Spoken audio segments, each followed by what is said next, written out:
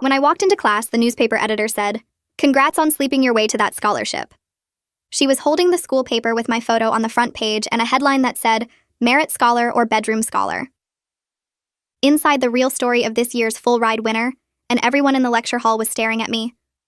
"What is this?" I grabbed the paper from Ashley, who was smiling like she'd won something. "It's journalism. The people deserve to know how you really got that scholarship over more qualified candidates." She said it loud enough for everyone to hear. I got it because I had a 4.0 GPA and perfect test scores. But Ashley laughed and pointed to the article. "According to my sources, you've been spending a lot of time in Professor Coleman's office. Late-night study sessions, private tutoring, very private." The professor she was talking about was 70 years old and had been my advisor since freshman year because he ran the physics program. "He's my academic advisor. Everyone meets with their advisor." Ashley stood up so the whole room could see her. "Not everyone gets a $50,000 scholarship after those meetings. My investigation shows you were in his office for 3 hours last Tuesday. What were you doing for 3 hours?" I felt sick because I knew exactly what I was doing. I was going over my scholarship application with him, like he did for all his advisees, but Ashley had twisted it into something disgusting. "You're lying. This is defamation." Ashley pulled out her phone and showed me photos of me entering and leaving Professor Coleman's office at different times. I have proof. Multiple visits, sometimes staying past normal office hours. The scholarship committee needs to know about this conflict of interest. She'd been stalking me, taking photos and writing down times like some private investigator. Everyone visits their advisors. That's literally their job. But Ashley was already posting the article on the school's social media pages. The difference is you won, and I didn't. Despite my father donating $2 million to this school, despite my family name being on the library, despite me having connections to every board member, you nobody from nowhere got the scholarship, and I want to know why. There it was. She was mad because for once her money hadn't bought her something she wanted. Maybe because I studied while you partied. Maybe because I worked 2 jobs while you went on vacation. Maybe because I actually earned it. Ashley's face got red. Nobody earns anything over me. My family built this school. My grandfather was dean. My mother is on the board. That scholarship belonged to me, and you stole it by doing things I would never lower myself to do. She said it with such disgust, like sleeping with a professor was beneath her, but destroying someone's reputation wasn't. You have no proof because nothing happened. I tried to leave, but she blocked my way. I have all the proof I need. Late-night visits, closed-door meetings, you getting the scholarship over me. People can connect the dots. She'd already destroyed my reputation with no evidence except her jealousy and entitlement. Professor Coleman is married with grandchildren.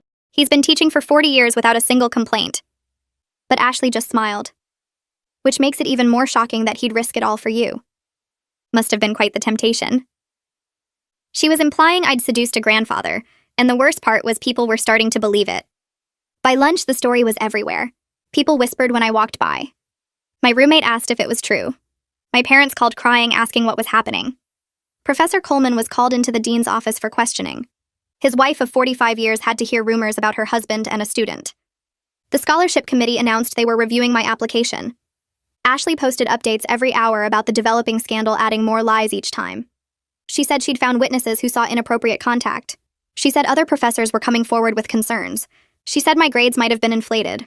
All lies, but once they were out there, people believed them. Professor Coleman tried to defend me, but Ashley wrote that he was just protecting his victim to save his career. The investigation took 2 weeks. 2 weeks of walking through campus with everyone staring. 2 weeks of Ashley posting new accusations. 2 weeks of Professor Coleman's reputation being destroyed. When the investigation found no evidence of any inappropriate relationship, Ashley just said they were covering it up to protect the school's reputation. That's when I learned something interesting from another student. Ashley had applied for the scholarship with an essay she didn't write. Her father had paid someone to write it for her. The same person had written essays for dozens of rich kids and kept copies of everything. I met with him and he showed me the original essay he'd written for Ashley, plus the emails where her father negotiated the price. $5,000 for one essay. He also had essays he'd written for her throughout college. Every single paper she'd ever turned in. Her entire academic career was fraud. I didn't put it on social media or in the newspaper. I went straight to the dean with the evidence. His secretary looked up from her computer and told me he was in a meeting, but I said it was urgent and about the scholarship investigation. She picked up her phone and spoke quietly, then nodded toward his office door. I walked in carrying the folder with everything Travis had given me, and Williamson was sitting behind his desk looking tired. He gestured to the chair across from him and asked what this was about. I opened the folder and spread out the papers on his desk. The original essay Ashley had submitted for the scholarship application, the identical essay Travis had written with his notes. An edit still visible in the margins, and the email chain between Ashley's father and Travis, negotiating the $5,000 payment. Williamson leaned forward and picked up the first page, his eyes moving across the text while his expression changed from polite attention to something harder. He set down the essay and picked up the emails, reading through each one carefully while I sat there with my hands folded in my lap, trying not to shake. He looked up at me and asked where I got these documents. I explained about meeting Travis, how he'd kept copies of everything he'd written for wealthy students over the years, how he'd shown me proof that Ashley's entire academic career was built on purchased essays. Williamson picked up his phone and told his secretary to hold all his calls. Then he started reading through the documents again, more slowly this time. He asked if I understood what I was bringing him, if I knew the serious nature of these accusations.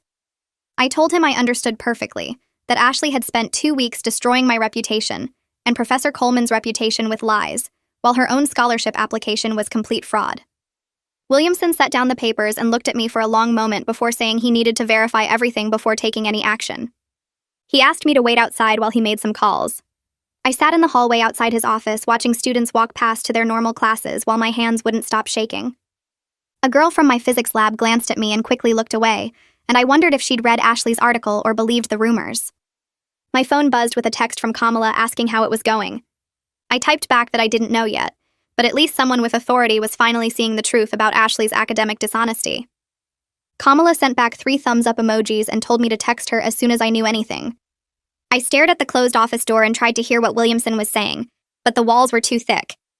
20 minutes passed, then 30, then 40. Students kept walking by, and some of them stared at me sitting there alone in the hallway outside the dean's office. I checked my phone again, but there were no new messages.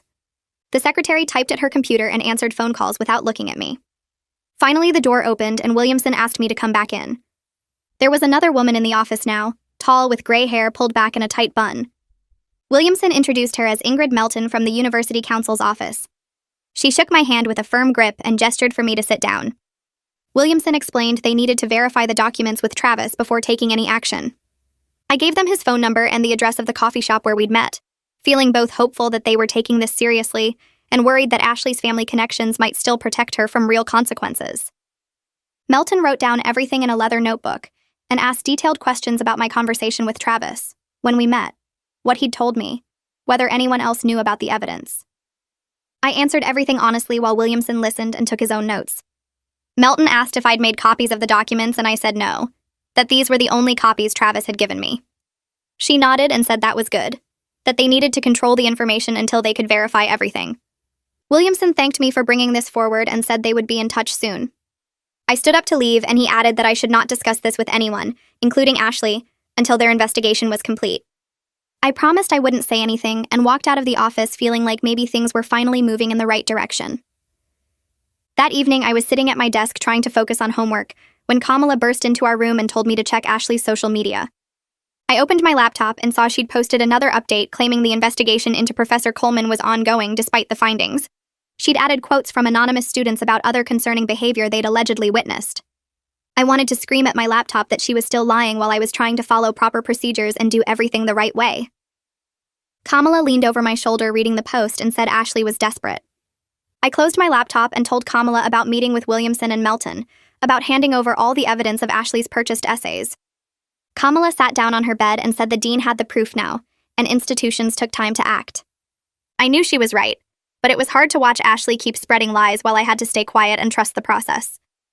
My phone buzzed with notifications from people tagging me in Ashley's post, asking if I had any comment. I turned off my notifications and tried to get back to my physics homework, but the equations blurred together on the page.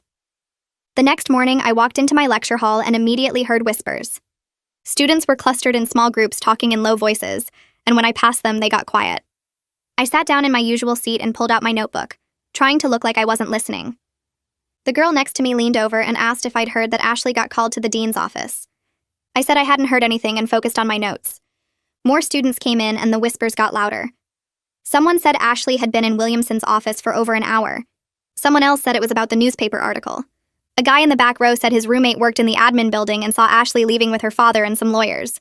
I kept my head down and took notes when the professor started lecturing, trying to focus on my actual coursework that had suffered during these 2 weeks of dealing with Ashley's lies. But I couldn't stop thinking about what was happening in Williamson's office, whether they'd verified everything with Travis, whether Ashley's father's money and connections would somehow make the evidence disappear. Professor Coleman approached me after class ended and everyone else had left. He said the investigation officially cleared him yesterday. His voice sounded tired rather than relieved, like clearing his name hadn't erased the damage Ashley's accusations had caused. He mentioned his wife hadn't been sleeping well since the rumors started. She'd been getting looks at the grocery store, and someone had even asked her directly about the allegations. Coleman said he was considering early retirement even though he loved teaching, that maybe it was time to step away before something else happened. I felt the weight of how Ashley's lies had damaged an innocent man's final years of his career. He'd spent 40 years building his reputation, and she'd nearly destroyed it in 2 weeks with nothing but jealousy and fabricated evidence. I told him I was sorry for everything he'd been through because of the scholarship. He shook his head and said I had nothing to apologize for, that Ashley's actions weren't my fault. But I still felt responsible somehow, like winning the scholarship had triggered all of this damage to people who didn't deserve it. That afternoon, I was walking back to my dorm when my phone buzzed with an email from the scholarship committee. I stopped on the sidewalk and opened it with shaking hands. The email confirmed my award was secure based on the investigation findings. They apologized for any stress the review process had caused and assured me that my academic record and qualifications had always been exemplary. I read it 3 times to make sure I understood correctly. The relief I felt was complicated by knowing that people on campus still believed Ashley's version of events. The investigation clearing me and Professor Coleman didn't erase the rumors or make people forget the headlines Ashley had written. Kamala met me outside the dining hall and I showed her the email. She grabbed my arm and said we were celebrating with pizza. We got a table in the corner and she ordered a large pepperoni, talking about how justice had finally won. But I couldn't stop thinking about the students who still whispered when I walked past them in the hallways, the ones who would always wonder if there was some truth to Ashley's accusations, even though the investigation found nothing. 2 days later, Landon from the student newspaper messaged me asking if I'd comment on rumors that Ashley was under investigation for academic integrity violations. I stared at my phone trying to decide what to say. Part of me wanted everyone to know the truth about her purchased essays and her complete academic fraud. But another part of me didn't want to sink to Ashley's level of making public accusations before there were official findings. I typed back that he should wait for official announcements from the university administration. Landon responded asking if I could at least confirm whether I'd provided evidence to the dean's office. I told him I couldn't comment on ongoing investigations. He sent back a thumbs up and said he understood, that he was just trying to get the full story. I appreciated that he was actually asking me for my side, instead of just publishing whatever he wanted like Ashley had done. Ashley's social media went quiet for the first time in 2 weeks. No updates about the investigation, no new accusations, no posts at all. The sudden silence felt strange and kind of scary rather than peaceful. Kamala came over to my desk where I was refreshing Ashley's profile page for the 10th time. She asked what I was doing and I said I didn't know, that the quiet felt wrong somehow. Kamala sat on my bed and said Ashley was probably dealing with her own investigation now. We talked about what might be happening behind closed doors, whether her father had hired lawyers, whether the university would actually hold her accountable, or quietly sweep everything away to avoid embarrassing a major donor's family. Kamala thought they'd have to do something because the evidence was so clear. I wasn't sure, having learned that wealth and connections could protect people from consequences they deserved. We stayed up late talking through different scenarios, trying to guess what would happen next. I attended my regular meeting with Professor Coleman to discuss my graduate school applications.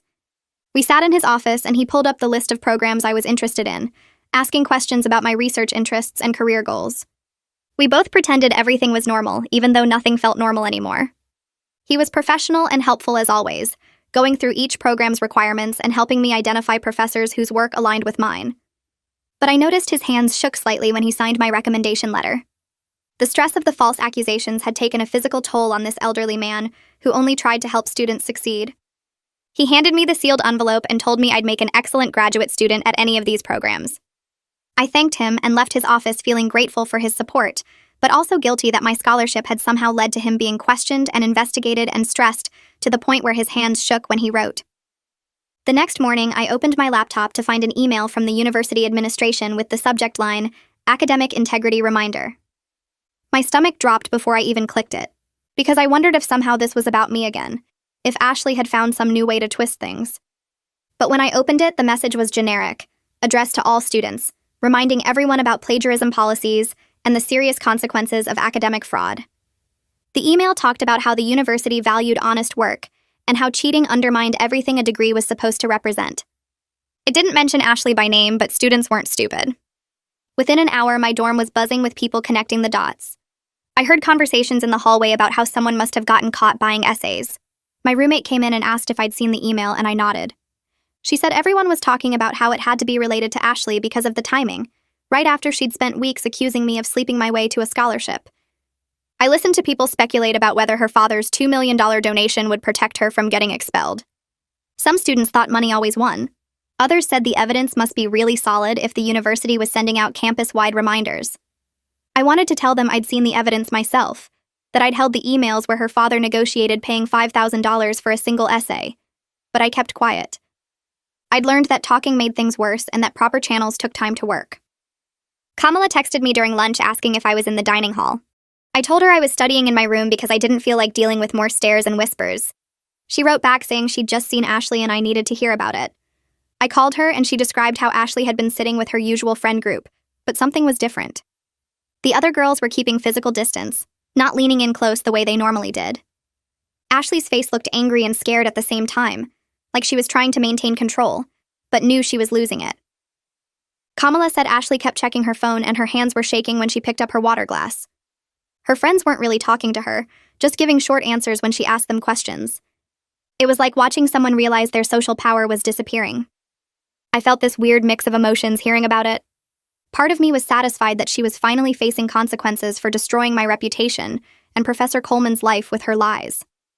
But another part of me felt uncomfortable taking pleasure in watching someone else suffer, even someone who'd tried to ruin my future out of pure jealousy and entitlement. I told Kamala I didn't know how to feel about it, and she said that was normal, that Ashley had done terrible things, but it was still hard to watch someone fall apart. We talked about how Ashley's whole identity was built on being untouchable because of her family's money and connections, and now that protection was cracking. 3 days later, I found a cream-colored envelope slipped under my door. My name was written in careful handwriting across the front. I opened it and pulled out a note card with flowers printed on the border. The message inside made my hands shake as I read it. Mrs. Coleman had written to thank me for coming forward with the truth about Ashley's academic fraud. She said she knew the past few weeks had been horrible for me and for her husband, that hearing rumors about him and a student had been the worst experience of their 45-year marriage. But she wanted me to know she'd never doubted him for a second, and she was grateful I'd had the courage to expose Ashley's lies by presenting real evidence to the dean. She wrote that her husband's reputation would recover because he'd spent 40 years building trust with students through genuine dedication to teaching.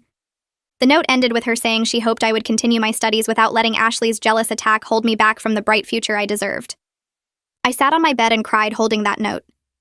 It was the first time anyone had directly acknowledged that what I did mattered beyond just protecting myself.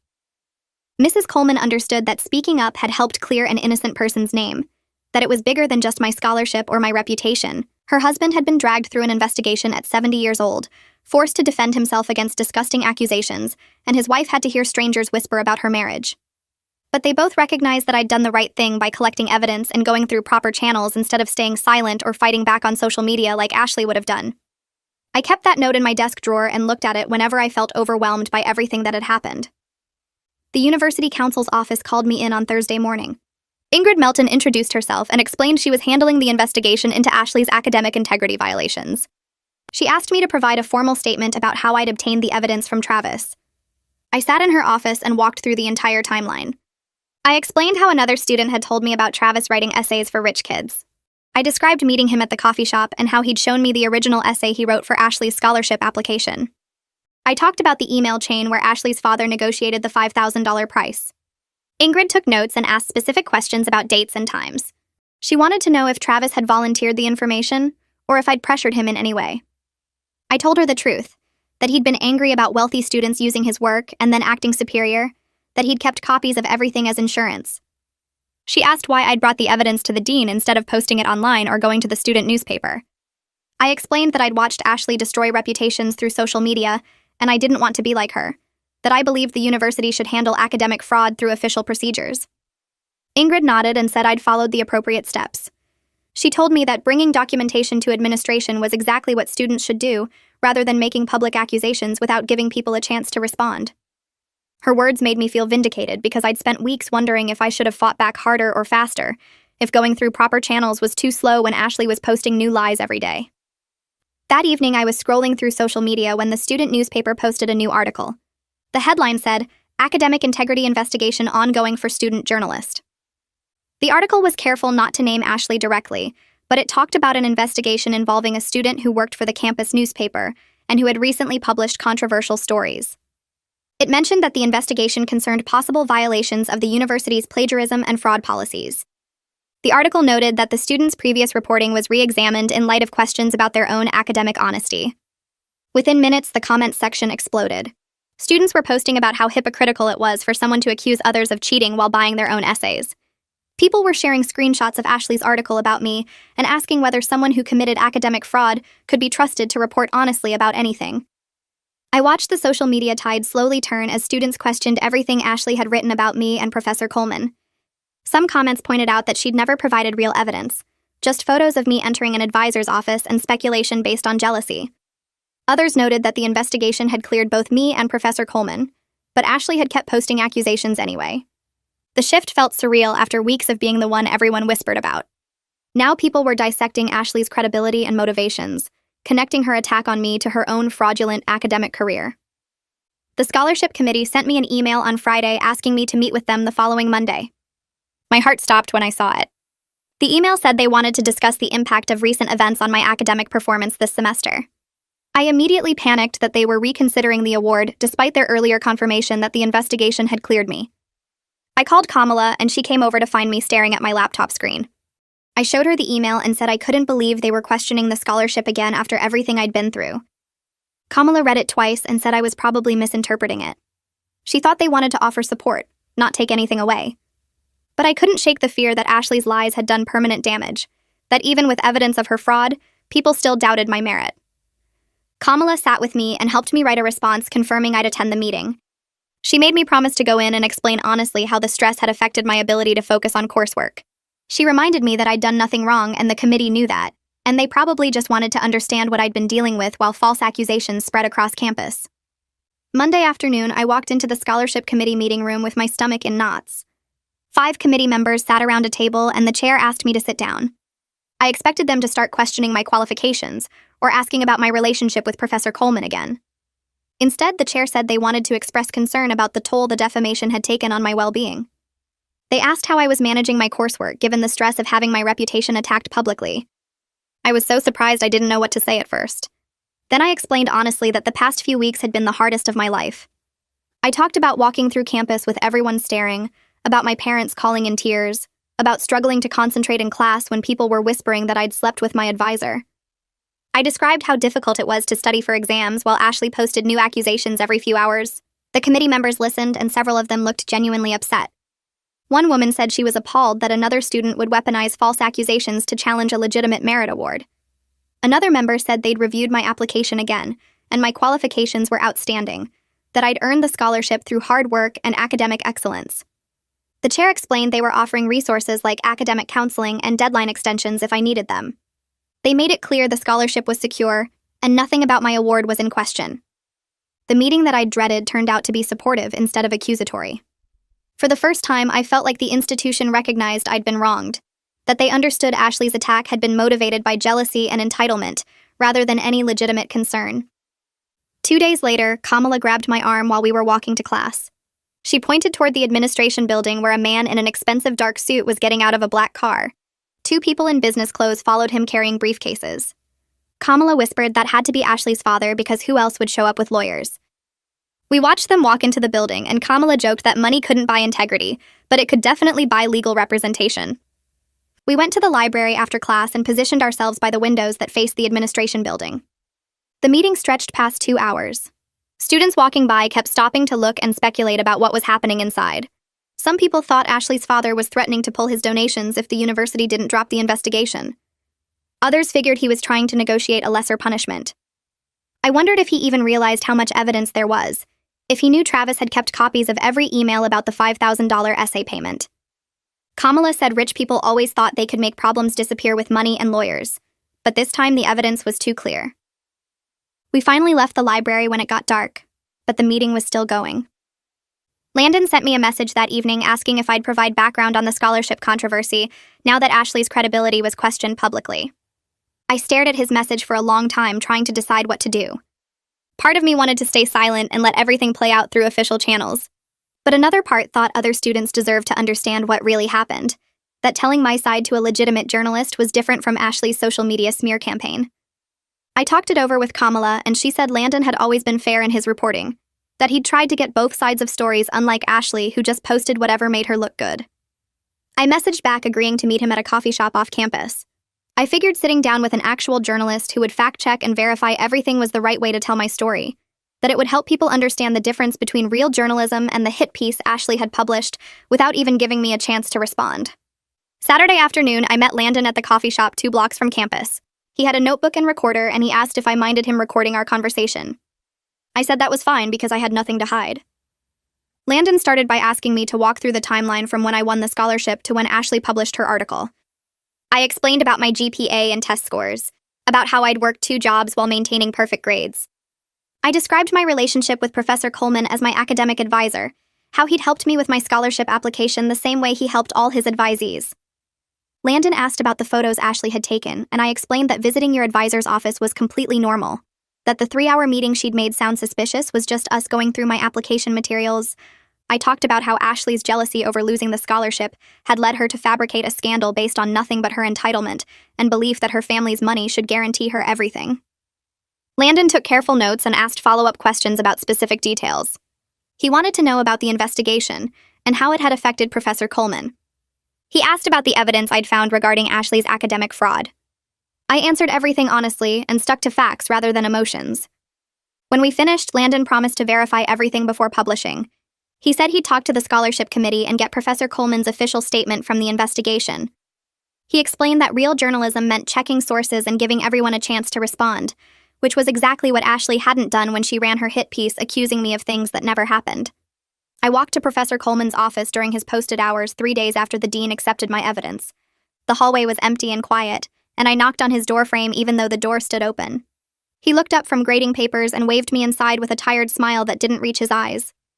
I sat in the chair across from his desk and started to apologize for all the trouble my scholarship had caused him, for the investigation, for the whispers about his marriage, for everything. He held up his hand to stop me before I could finish. He told me I had nothing to apologize for because I hadn't done anything wrong, and neither had he. His voice was firm but kind, like he was trying to convince both of us. He explained that Ashley's campaign had actually revealed serious problems with how the university handled accusations, that administrators were now discussing new policies to protect students and faculty from defamation without evidence. The changes would require formal procedures before publishing accusations, mandatory fact-checking, and consequences for false claims made through official campus channels. He said something positive might come from this nightmare. Future students and professors wouldn't have to endure what we went through because someone decided to weaponize journalism for personal revenge. I felt some of the guilt lift off my chest, replaced by cautious hope that the damage might lead to actual improvements. The Academic Integrity Board scheduled Ashley's formal hearing for 2 weeks out, and the news spread across campus faster than her original article about me. Students whispered in the dining hall about whether she'd be expelled, whether her father's donations would save her, whether the evidence was really as bad as people claimed. I heard someone say her whole academic career was fake. She'd never written a single paper herself, that everything was purchased with her family's money.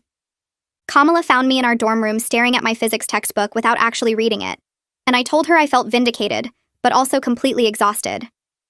The stress of defending myself for weeks had drained something from me that I couldn't quite name. She sat next to me on my bed and asked what I needed, and I said I just wanted it to be over, so I could focus on actual studying, instead of constantly defending my character and reputation. She squeezed my hand and reminded me that the truth was finally coming out. People were seeing Ashley for who she really was. Soon I could go back to being just another student instead of the center of campus drama. But the waiting felt harder than the fighting had been, like holding my breath underwater and not knowing when I'd be allowed to surface. Travis called me 4 days before Ashley's hearing, his voice shaking slightly as he explained that the university had verified all his documents and asked him to testify. He said he was nervous about getting involved in something this public, that he'd kept his ghostwriting business quiet for obvious reasons, that coming forward meant exposing himself to potential consequences too. But then his voice got harder, and he said he was also angry that wealthy students like Ashley exploited people like him. And then acted superior. That she'd probably never even read the essays he wrote for her. That she looked down on him while building her entire academic reputation on his words. I thanked him for keeping such detailed records, for saving the emails and original documents, for being willing to testify despite his fears.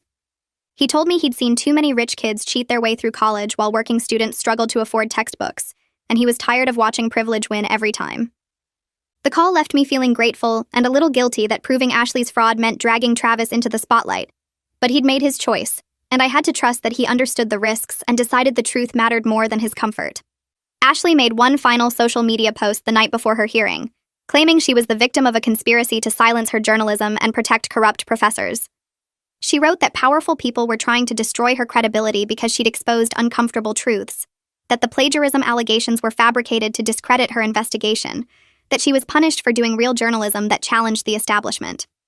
The post was long and dramatic, full of phrases about truth-tellers being persecuted and whistleblowers facing retaliation. But the comments section told a different story. People asked about the evidence of purchased essays, questioned why she hadn't mentioned Travis or the documents during her original investigation, pointed out that real journalists fact-check their sources instead of posting accusations based on jealousy.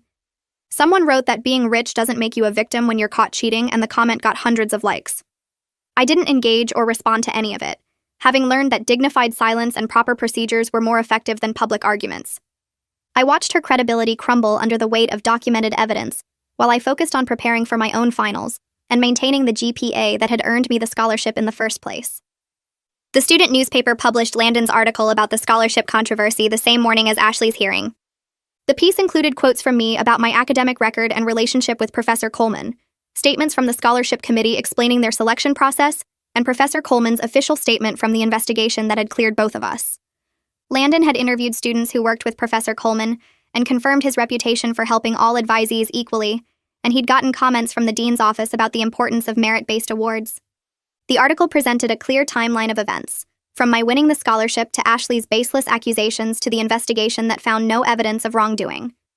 It made clear that Ashley's claims had been motivated by jealousy and entitlement, rather than actual concerns about ethics or fairness. Reading it felt like watching the truth finally reach people who'd only heard Ashley's lies, like legitimate journalism was correcting the damage her hit piece had done. Students stopped me between classes to say they'd read the article, that they understood what really happened, that they were sorry for believing rumors without evidence. The vindication felt good, but also highlighted how much damage false accusations could do before truth caught up. Students I didn't know started approaching me in the dining hall and library over the next few days, saying they were sorry they believed the rumors and congratulating me on the scholarship.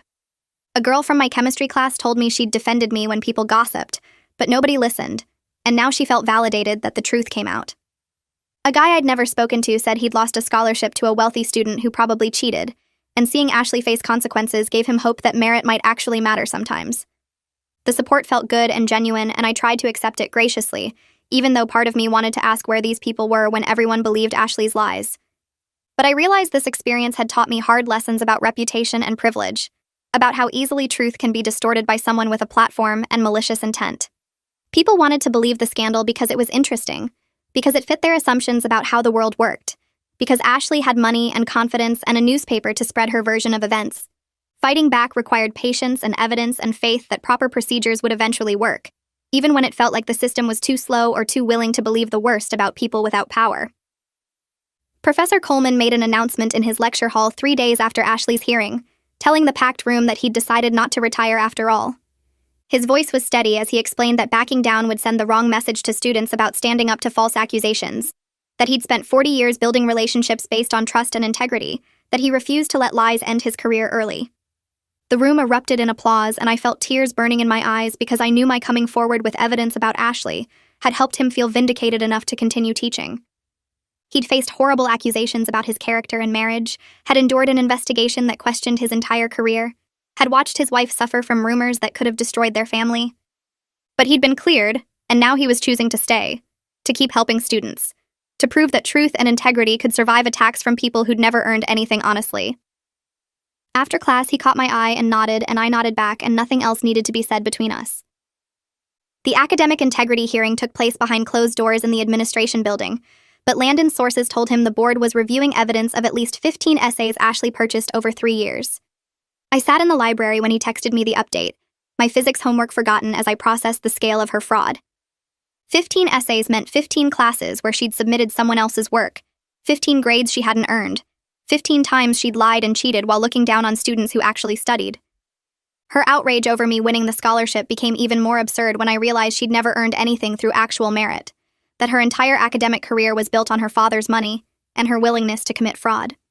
She'd called me unqualified while submitting purchased essays in every class. She'd claimed I didn't deserve the scholarship while cheating her way through college. The hypocrisy was staggering, and I felt a grim satisfaction that the evidence was so overwhelming that even her family's donations and connections couldn't make it disappear. Kamala and I studied together in the library that evening, spreading our textbooks and notes across a table in the quiet section. For the first time in weeks, I could actually focus on my physics homework without my mind spiraling to worst-case scenarios about investigations and accusations and public humiliation. The equations made sense again, the problems felt manageable, and I worked through problem sets with the concentration I'd lost during Ashley's campaign. Kamala looked up from her chemistry notes and smiled at me, and I smiled back, and the normalcy felt precious and hard-won. She'd been there through everything, listening when I needed to vent, reminding me to eat when stress killed my appetite, walking with me across campus when I didn't want to face the stairs alone. Other people had kept their distance to avoid being associated with the scandal, but she'd never wavered, and I knew that kind of friendship was worth more than any scholarship or vindication. I received an email from Ingrid Melton at the University Council's office the next morning, thanking me for bringing the academic fraud to their attention and noting that my actions had upheld the integrity of the scholarship program.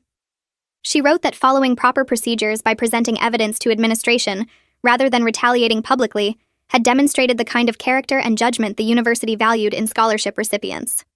The formal acknowledgement that I'd done the right thing made me feel proud of how I'd handled an impossible situation, even when it would have been easier to fight dirty like Ashley did. I could have posted Travis's evidence on social media, could have created my own scandal, could have destroyed her reputation the way she'd tried to destroy mine.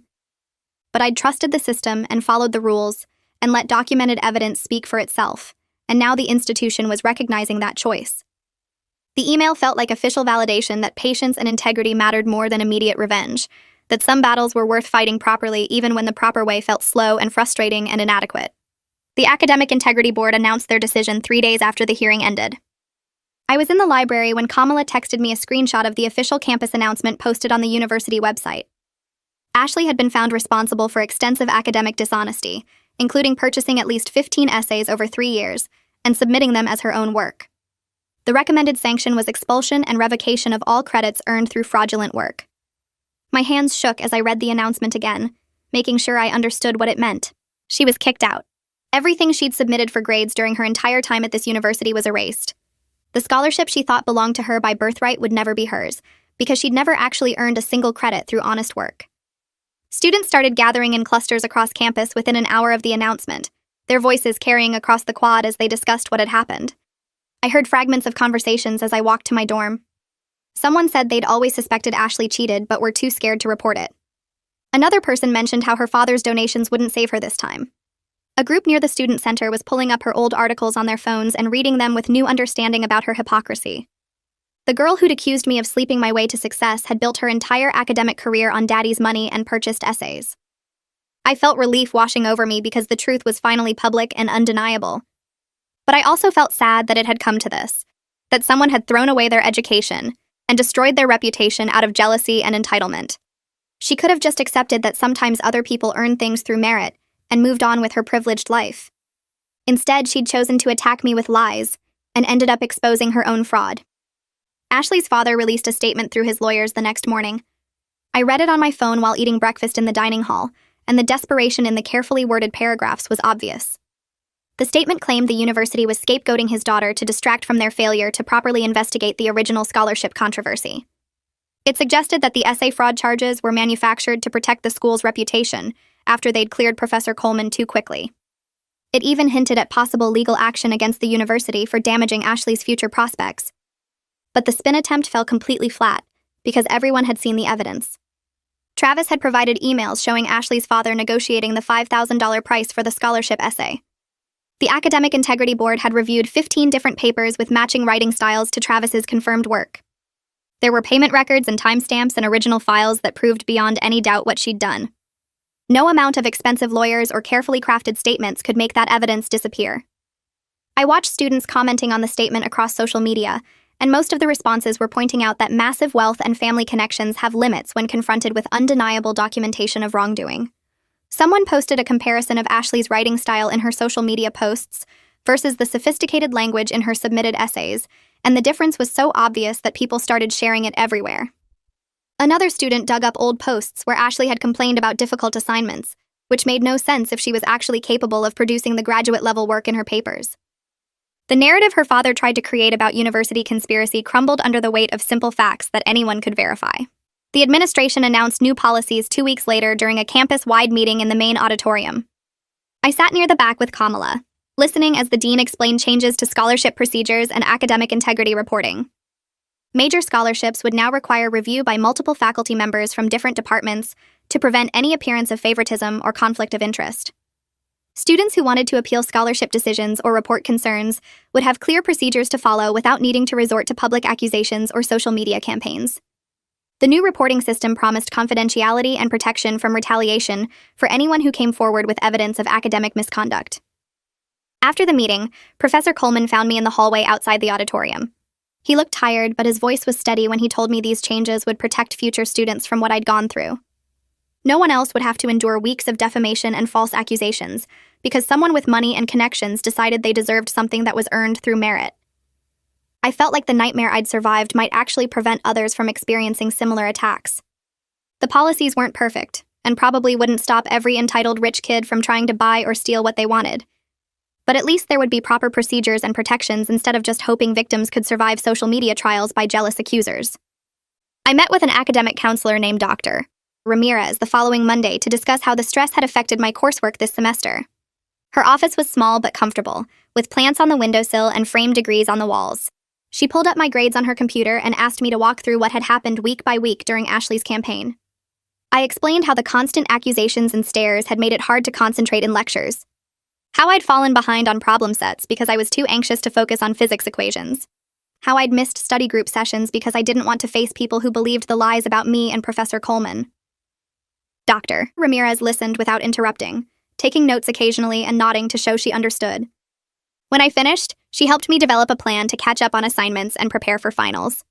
She arranged extensions on 2 major papers and connected me with a tutor for the material I'd missed in my quantum mechanics class. The practical support felt more valuable than sympathy or apologies. I didn't need people feeling sorry for me. I needed concrete help getting back on track academically so I could finish the semester strong and prove that Ashley's campaign hadn't derailed my success or my legitimate merit as a scholarship recipient.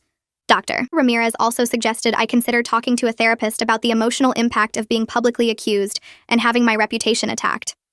I told her I'd think about it, which was honest because part of me wanted to just move forward and forget the whole thing happened. But another part of me knew that pretending it didn't affect me wouldn't make the memories of people staring and whispering go away. Landon published a follow-up article in the student newspaper 3 days before finals started. The headline read, "From Accusations to Expulsion, How One Student's Lies Unraveled into Academic Fraud Scandal," and the piece carefully connected all the dots between Ashley's fabricated story about me and her own extensive cheating. He noted that the investigation into Professor Coleman had found no evidence of any inappropriate relationship, and that Ashley's previous accusations had been baseless attempts to explain why she'd lost the scholarship to a more qualified candidate. The article included quotes from the Academic Integrity Board about the scale of essay fraud they'd uncovered, and mentioned that similar cases might exist with other wealthy students who'd used the same ghostwriting service.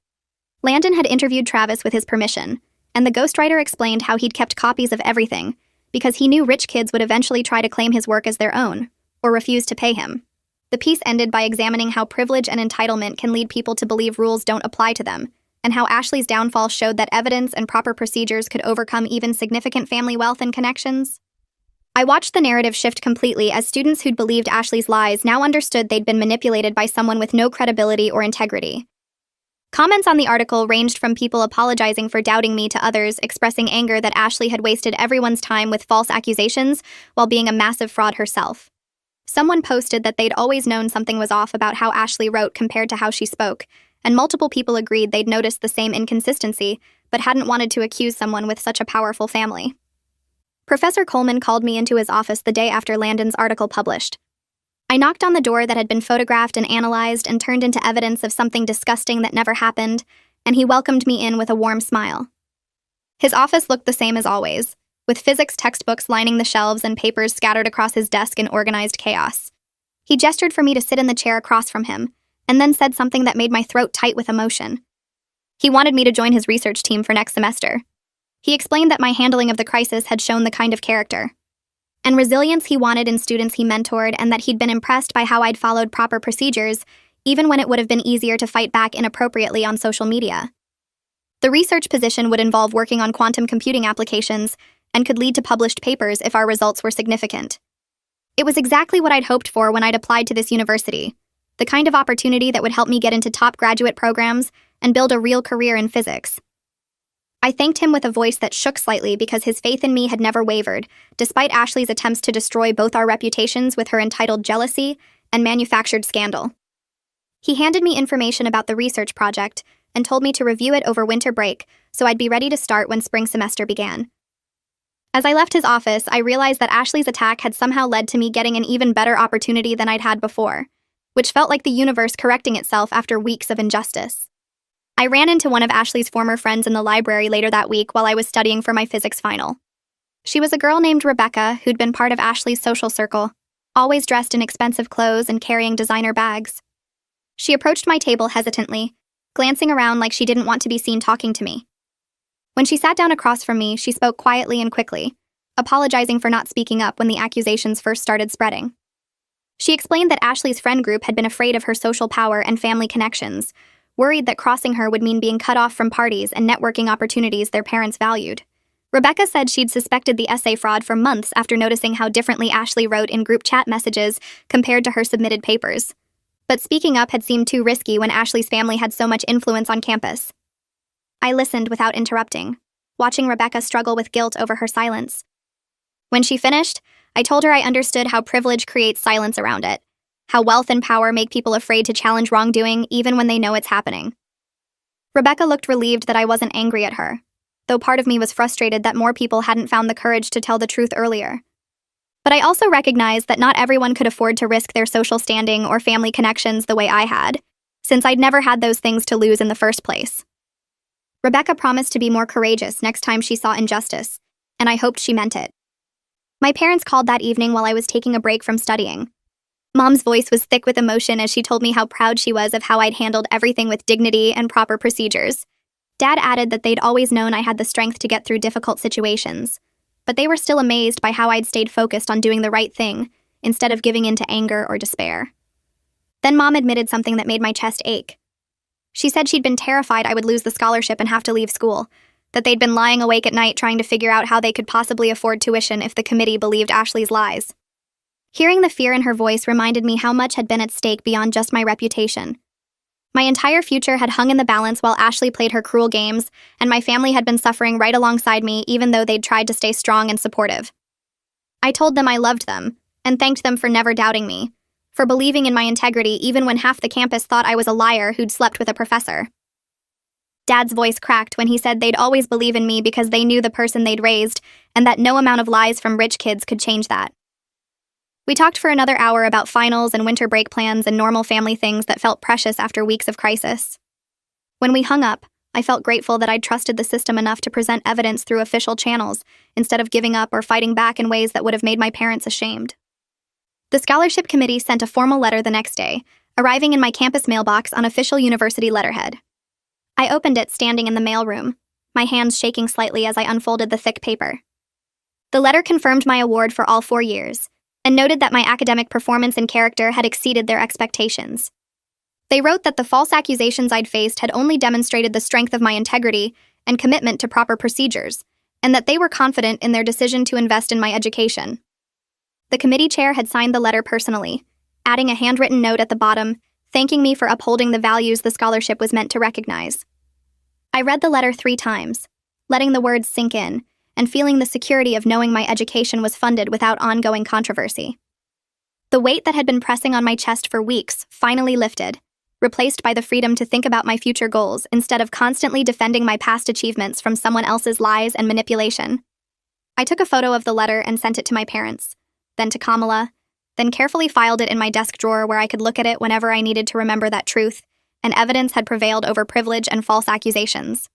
Finals week arrived with the same stress and exhaustion it brought every semester, but this time the pressure felt normal instead of overwhelming. I threw myself into studying with renewed focus, determined to maintain my GPA and prove I'd earned this scholarship through actual merit. Kamala and I set up camp in the library, spreading our textbooks and notes across a table in the quiet section. She quizzed me on physics equations while I helped her work through chemistry problems, and we took breaks to get coffee and complain about professors who scheduled exams too close together. Other students joined our study group, people who'd kept their distance during the scandal, but now treated me normally again. We worked through practice problems and compared notes and stressed about grade curves together, like regular college students facing finals. The normal rhythms of college life felt like a gift after weeks of scandal and stress, and I savored every moment of boring academic pressure that had nothing to do with false accusations or wealthy enemies.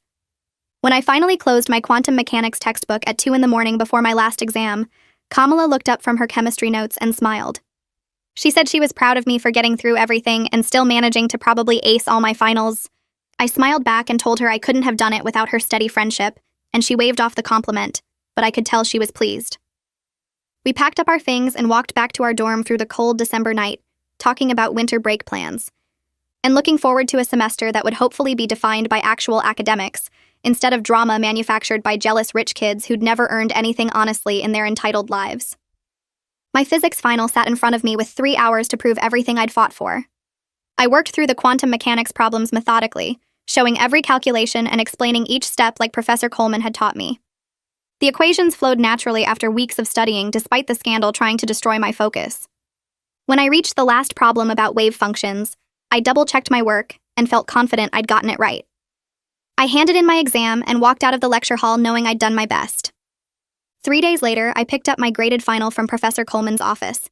He'd written, "Excellent work, proud of you," across the top in his careful handwriting, and seeing those words made my throat tight. The simple encouragement meant everything after he'd stood by me during the investigation when Ashley tried to destroy both our reputations. I looked at the A+ and realized the relationships I'd built with faculty through genuine academic effort were the opposite of what Ashley accused me of. They were based on mutual respect and shared intellectual curiosity, not the disgusting lies she'd invented because she couldn't accept losing to someone who actually earned their achievements. The semester ended with my final grades posted online, my GPA intact at 4.0. Ashley's campaign hadn't destroyed my academic performance despite the enormous stress and distraction of defending myself from false accusations for weeks. I packed up my dorm room for winter break, folding clothes and boxing up textbooks while Kamala played music and talked about her holiday plans. I felt exhausted but victorious, knowing I'd survived an attack on my character and reputation by someone with far more money and power. The experience had made me stronger and more confident in my own integrity, teaching me that truth supported by evidence could prevail even against privilege and lies. My parents picked me up in their old car, and my mom hugged me so tight I could barely breathe. The 3-hour drive home felt peaceful after months of campus stress. I watched familiar highways pass by and let myself relax for the first time since Ashley's article destroyed my reputation. At home, I slept in my old bed and helped my mom cook dinner and played video games with my younger sister. Being normal felt like a luxury I'd forgotten existed. On the 3rd day of break, I checked my email and found a message from a student I barely knew. She thanked me for exposing Ashley's fraud because she'd suspected cheating, but was afraid to report it. Reading her words reminded me that speaking up helps more than just yourself, that staying silent to avoid conflict allows people like Ashley to continue harming others. My decision to present evidence to the dean instead of just protecting myself had made a difference for other students who'd been scared to challenge someone with family money and connections. The message made my experience feel more meaningful, like the nightmare had served a purpose beyond just clearing my name. I spent the rest of break sleeping late and helping my mom cook and just being normal for the first time in months. My younger sister asked about the scandal one night while we were washing dishes, and I explained that sometimes doing the right thing is harder than fighting dirty. I told her that you have to live with yourself and build a life based on truth rather than lies, and that shortcuts always catch up with you eventually. She listened carefully and said she understood, and I hoped she'd remember that lesson when she faced her own challenges. Winter break passed quickly, and I drove back to campus with mixed feelings about returning to the place where Ashley had tried to destroy me. But when spring semester started and I walked into my first class, nobody stared or whispered.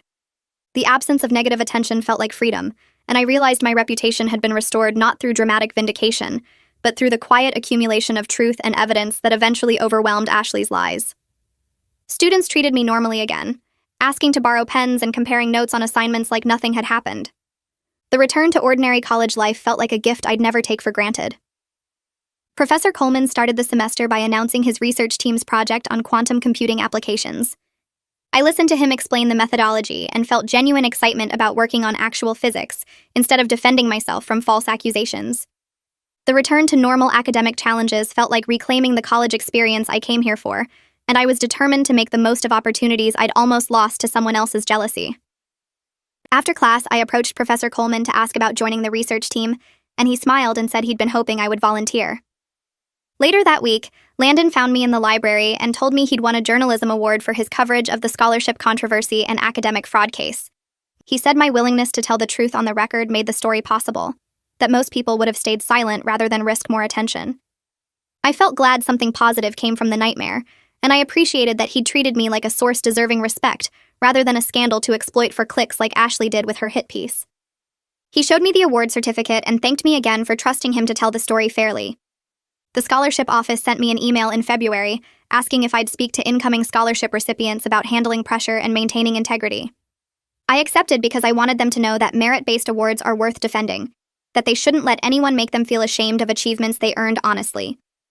During the talk, I stood in front of 20 nervous freshmen and emphasized following proper procedures when facing false accusations. I explained that truth supported by evidence will eventually prevail over lies amplified by privilege and social media, even when the process feels slow and unfair. I told them to document everything, report through official channels, and trust that institutions can act justly when presented with undeniable proof. After the talk, a student approached me with tears in her eyes. She said she was dealing with a wealthy classmate who'd been spreading rumors about her, claiming she only got into the honors program through connections. I walked her through the steps of documenting everything and reporting through official channels, explaining exactly what I'd done when Ashley attacked me. I told her not to respond publicly or give up in despair, that following proper procedures might feel pointless, but it creates a record that matters when things escalate. Helping her avoid the mistakes I almost made gave my experience value beyond just my own story, and I realized that surviving Ashley's attack had taught me lessons I could share with others facing similar situations. The next week, Professor Coleman stopped me after class to share something interesting. He said applications for the scholarship I won had increased this year because the controversy actually raised awareness of the program and its legitimate merit-based selection. Students who'd never heard of the scholarship before had applied after reading about the investigation and Ashley's fraud case, wanting to prove they could earn something through actual academic achievement. The irony made me laugh, that Ashley's attack ended up promoting the very thing she tried to destroy. I was learning that sometimes the best revenge is simply continuing to succeed and thrive despite someone else's attempts to tear you down, that living well really does matter more than any dramatic confrontation or public vindication. I found the student organization through a flyer posted in the physics building about helping first-generation students navigate academic systems. The meeting was in a basement classroom with about 15 students sitting in a circle, and when I introduced myself, someone said they'd heard about the scholarship controversy and asked how I'd handled it. I explained that following proper procedures felt slow and frustrating, but created a record that mattered when things escalated, and that documenting everything helped prove the truth when someone with money and connections tried to destroy my reputation. The group was working on policy recommendations for the university about academic integrity and support systems, and they asked if I'd help draft guidelines for reporting misconduct without fear of retaliation. Working on something bigger than just my own situation felt meaningful in a way I hadn't expected, like Ashley's attack had accidentally given me purpose beyond personal success. I started attending weekly meetings and helping other first-generation students understand how to access resources and advocate for themselves, and I realized that surviving false accusations had taught me lessons worth sharing with people facing similar challenges from privileged students who believed money should determine everything. Kamala and I moved into a nicer dorm at the start of the new semester, a double room with actual closet space and windows that opened. She brought posters and string lights while I carried boxes of books, and we spent an afternoon decorating and arranging furniture until the room felt like ours. She joked that we'd earned an upgrade after surviving last semester's drama, and I laughed because it was true in more ways than one. We made plans for the semester over pizza, talking about classes and research opportunities and normal college things that felt precious after months when I wasn't sure who I could trust besides her. She'd stood by me when other people kept their distance to avoid being associated with the scandal, and having a friend who never doubted me made the whole nightmare feel survivable. We stayed up late that first night in the new room talking about nothing important, and the simple pleasure of normal friendship reminded me that not everything had been destroyed by Ashley's lies. The email from the dean's office arrived on a Tuesday morning while I was eating breakfast in the dining hall. I opened it expecting routine administrative information, and instead found notice that Ashley's appeal of her expulsion had been denied, and she was permanently banned from campus. The finality of the consequence surprised me, because I'd half expected her family's money and connections to somehow reduce the punishment, maybe turn expulsion into suspension, or academic probation with conditions. But the email was clear that the Academic Integrity Board had reviewed extensive evidence of fraud spanning 3 years, and found the violations too serious to allow any lesser sanction. I showed Kamala the message, and she said it was about time someone with wealth and privilege faced real consequences for cheating, and I realized I was learning that documented evidence of extensive fraud is hard to overcome even with lawyers and family donations. Ashley was gone for good, unable to return or finish her degree at this university, and the scholarship she'd tried to steal from me through lies would never be hers. Professor Coleman stopped me after class the following week to say he wanted to introduce me to colleagues at other universities who might be good advisors for graduate school. He pulled up his email and showed me messages he'd already sent to physics professors at 3 different schools, describing my research potential and academic achievements in terms that made me sound far more impressive than I felt. I started researching physics PhD programs that evening, reading about different specializations and faculty research interests with real excitement about my future.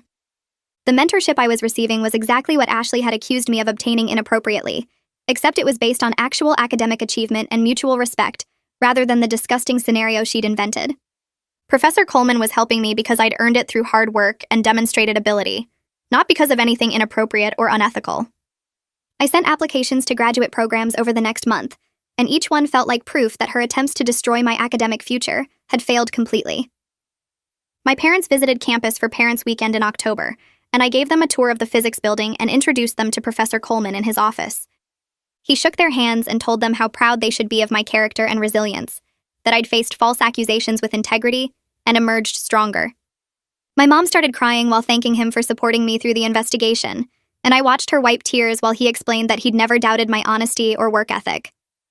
My dad asked questions about graduate school and research opportunities, clearly relieved that the scandal hadn't derailed my plans, and Professor Coleman assured them I had excellent prospects for funded PhD programs. We had lunch together in the student center, and my parents kept saying how glad they were that I'd trusted proper procedures instead of giving up or fighting back inappropriately. The weekend reminded me that the people who mattered most had never doubted me, even when it felt like the whole campus believed Ashley's lies about sleeping my way to a scholarship I'd actually earned through perfect grades and test scores. The university announced a new reporting system the following month through a campus-wide email from the administration.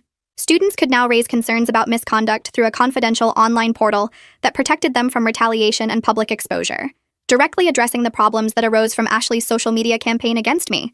The email credited recent cases with highlighting the need for better procedures, and I knew they meant my situation, even though they didn't name anyone specifically. Ingrid Melton from the University Council's office sent me a separate message thanking me for handling the situation through proper channels, and noting that institutional change had emerged from my decision to present evidence to the dean, despite how slow and frustrating the process felt. I was proud that something positive came from the nightmare, that future students wouldn't have to endure public defamation while waiting for investigations to clear their names. The new system wasn't perfect, but it was better than what existed before, and I'd helped make it happen by refusing to sink to Ashley's level of social media attacks. Professor Coleman called me into his office in late November to tell me I'd been selected for a competitive summer research position in his lab. The position came with a stipend that would cover my living expenses, and the chance to contribute to published work in a respected physics journal. I'd be working on quantum mechanics experiments that could lead to my own paper if the results were significant, and the opportunity represented everything I'd hoped to achieve in college. He explained that the selection committee had reviewed applications from dozens of students and chosen me based on my academic record and research potential, making it clear this was another thing I'd earned through merit, rather than anything inappropriate. I thanked him and left his office feeling grateful that Ashley's attempts to destroy my academic future had failed. So completely. Leaving me with even more opportunities than I'd had before, she launched her malicious campaign out of jealousy over losing a scholarship to someone without money or family connections. Landon graduated in December and got hired by a major newspaper in the city, and he messaged me to share the news. He said covering the scholarship controversy had taught him important lessons about verifying sources and the difference between journalism and gossip, that he'd learned to check facts carefully instead of just publishing accusations because they were sensational. I congratulated him and said I was glad something educational came from the situation, even though I wished none of it had been necessary in the first place. He replied that watching how I handled false accusations with dignity and proper procedures had influenced his approach to journalism, and I realized that multiple people had learned and grown from what happened. I just wished Ashley had accepted that sometimes other people earn things through merit rather than money, that not everything can be bought or inherited through family connections and donations. As the academic year ended, I sat in my dorm room studying for finals and thought about how much I'd grown from facing false accusations. The scholarship that started this whole mess had given me not just financial security, but confidence in my own integrity, and the knowledge that truth supported by evidence is more powerful than lies amplified by privilege and social media platforms. I'd learned to trust proper procedures even when they felt slow and inadequate, to document everything carefully, and to resist the temptation to fight dirty when someone attacks your character. The investigation had cleared me and Professor Coleman completely. Ashley had been expelled for extensive fraud, and I was moving forward with research opportunities and graduate school plans that proved her lies hadn't destroyed anything that mattered. I finished my last final exam with my GPA still at 4.0, walked out of the classroom into bright sunshine, and felt ready for whatever came next. Professor Coleman made an announcement during the final department meeting that he would retire at the end of next year after 41 years of teaching. Several faculty members looked surprised and disappointed, but he explained that he wanted to leave while he still loved the work, rather than staying too long out of obligation. After the meeting ended, he asked me to stay behind and said he wanted me to help mentor the incoming scholarship recipients, who would work with his successor. The trust he was placing in me felt like the ultimate vindication, not just clearing my name but being recognized as someone whose character and judgment were worth copying. He said I'd shown exactly the kind of integrity and resilience the program wanted to develop in students, and he knew I could help guide others facing similar challenges from privileged students who believed merit didn't matter as much as money and connections. I agreed to take on the mentoring role, thinking about how far I'd come from that morning. When Ashley held up a newspaper calling me a bedroom scholar and accused me of sleeping with a 70-year-old professor for a scholarship I'd earned through 4 years of perfect grades and endless hard work, the research lab became my world that summer.